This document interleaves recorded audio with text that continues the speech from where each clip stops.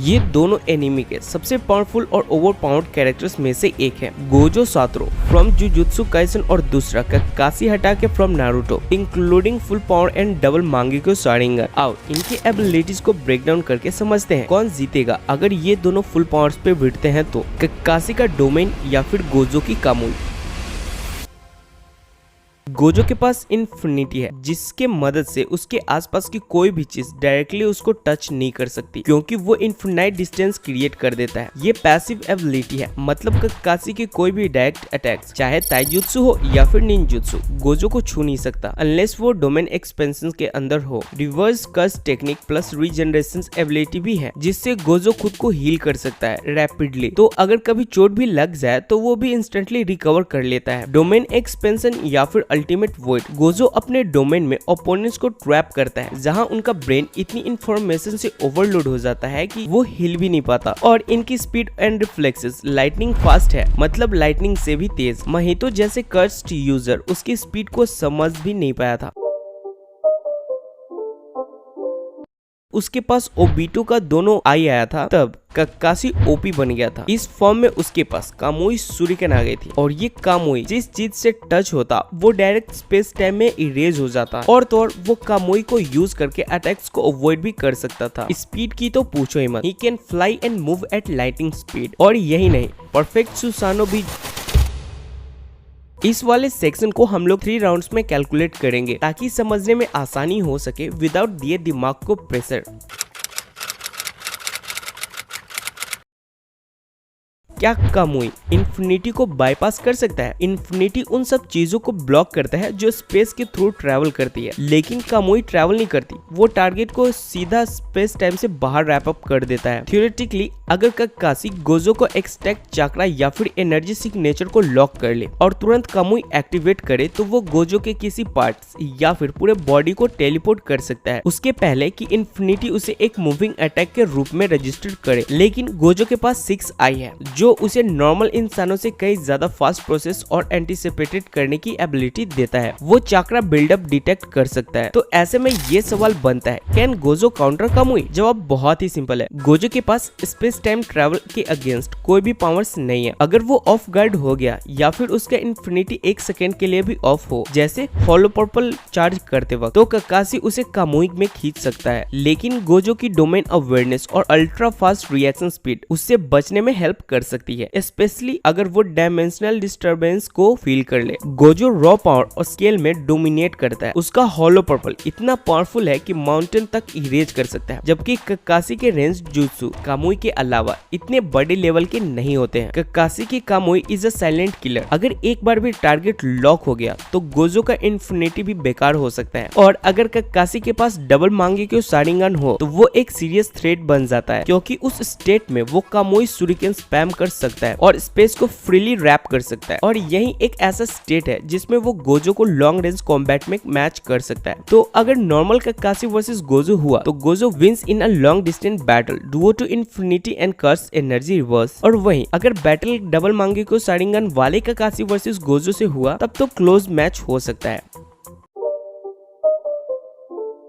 काकाशी हटाके ताइजुत्सु mastery हासिल कर रखा है। काकाशी की स्पीड और रिफ्लेक्सेस एक्सेप्शनल है। शारिंगन की वजह से एनिमी के मूवमेंट्स को प्री रीड कर सकता है, जिससे उसकी काउंटर और डॉजिंग और भी लिथल हो जाती है। स्पीड एंड परफेक्शन काकाशी ने गाय के साथ स्पेयरिंग की है फॉर इयर्स, जिसका मतलब है कि वो एक्सट्रीम स्पीड और स्ट्रेंथ से भी कॉपी कर सकता है। लाइटनिंग ब्लेड एक क्लोज रेंज फिनिशर है। अब बात करते हैं सातोरू गोजो की। इनके पास इनहांस्ड रिफ्लेक्सेस है जो कि रिफ्लेक्सेस ह्यूमन लिमिट्स के बाहर है। सुकुना जैसे फास्ट अटैकर्स से भी बचा हुआ है। और लिमिटलेस बैरियर जिसको आप लोग इन्फिनिटी के नाम से भी जानते हो, जिससे क्लोज कॉम्बैट में कोई भी अटैक्स गोजो को टच नहीं कर सकता जब तक कि वो इन्फिनिटी को ऑफ ना करे। और उसका पंचेस नॉर्मल नहीं होते, वो कर्स्ड एनर्जी से इन्फ्यूज्ड होते हैं जो ओपोनेंट्स को अंदर से डैमेज करता है। Although Gojo mainly technique based fighter है, उसका फिजिकल स्ट्रेंथ और रिएक्शन टाइम इतना ज्यादा है कि वो क्लोज कॉम्बैट डोमिनेट कर सकता है।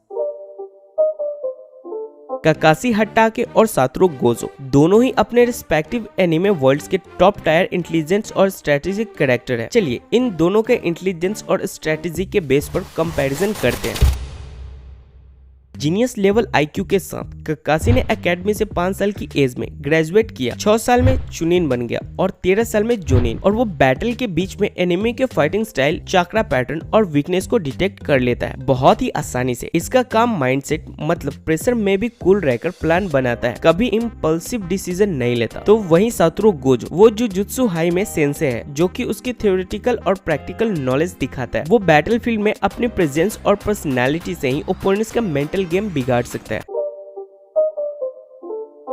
Kakashi Hatake much more better than Gojo, और Kakashi as a team leader वो सबका स्किल को यूज करके बेस्ट फॉर्मेशन बनाता है, एनिमी के वीक पॉइंट्स पे फोकस करता है, और तो और वो मिशन से पहले इंटेल गैदर करके पूरा प्लान बनाता है। तो वहीं सातोरू गोजो की स्ट्रेटेजी सिंपल होती है, एनिमी को ओवरवेव कर दो ताकि वो इमोशनली अनस्टेबल हो जाए, और अपनी डोमेन एक्सपेंशन को लास्ट मोमेंट तक छुपा कर रखता है और यूज करता है। और तो और गोजो टीम वेव में विश्वास नहीं रखता, वो सोलो मिशन पे जाता है और सब कुछ खुद ही हैंडल करता है। तो उसकी स्ट्रेटेजी मोस्टली सेल्फ रिलायंट होती है। तो अगर इन सभी बातों को ध्यान से देखें तो ये समझ में आता है कि Kakashi is the better tactical strategist, specially in team based scenario and long term mission. Gojo is more of a powerful beast genius who use his strength smartly but doesn't rely too much on team strategies. तो ऐसे कह सकते हो कि ककाशी इस वाले section में Gojo से बहुत ही अच्छा है। अब चलते हैं कंक्लूजन पे कि आखिर ये फाइट को जीतेगा कौन। तो इसमें 2 सिनेरियो को लेकर चलेंगे। पहले में देखेंगे कि गोजो की जीतने की चांसेस कैसे हैं,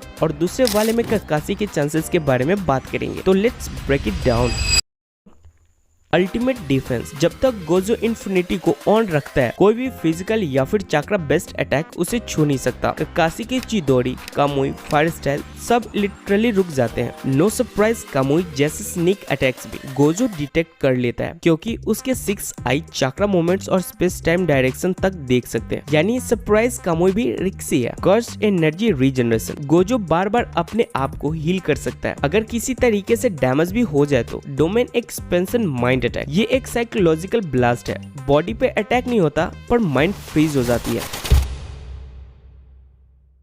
अगर टाइमिंग परफेक्ट हो और गोजो थोड़ा केयरलेस हो तो ककाशी उसे 1 सेकंड में वैनिश कर सकता है, और जब उसके पास दोनों मांगेक्यू होती है तब वो एक परफेक्ट सुसानो भी ला सकता है, जो नारुतो वर्ल्ड के टॉप 3 डिफेंस में आता है। इस फॉर्म में कामुई के वर्जन और भी स्ट्रॉन्ग और इंस्टेंट हो जाते हैं। स्ट्रेटेजी और genius level mindset, ककाशी brute force से ही नहीं टैक्टिक्स और ट्रैप से लड़ता है। गोजो अगर ओवर कॉन्फिडेंस हुआ तो ककाशी उसके वीकनेस निकाल सकता है, जो कि थोड़ा मुश्किल है। अगर यहाँ तक बात समझ में आ गया तो ठीक है, नहीं तो एक लाइन में समझाता हूँ। गोजो जीतेगा ज्यादा कंसिस्टेंट तरीके से। उसके पास ऐसी एबिलिटी है जिससे तोड़ना लिटरली इम्पॉसिबल होता है। जब तक ककाशी डबल मांगेक्यू शारिंगान में है उसके पास जीतने के चांसेस हैं, लेकिन ये वाली फॉर्म टेम्पररी है। गोजो के पास लॉन्ग फाइट में स्टेमिना और एडवांटेज दोनों है, लेकिन अगर ककाशी फाइट्स का पूरा प्लान बनाकर आया और गोजो केयरलेस हो या फिर डोमेन डिले करे और कामुई एकदम परफेक्ट मोमेंट पे लगे तो ककाशी जीत सकता है, लेकिन वो बहुत ही रेयर होगा। तो भाई गोजो का इन्फिनिटी या फिर ककाशी का कामुई, तुम्हारा विनर कौन है कमेंट में जरूर बताना। और अगर दिमाग के डोमेन के अंदर थोड़ा सा भी ज्ञान घुसा हो तो एक लाइक और सब्सक्राइब ठोकना मत भूलना, ताकि थोड़ा सा मोटिवेशन मिल सके। बस इस वीडियो को यहीं पे रैप अप करते हैं।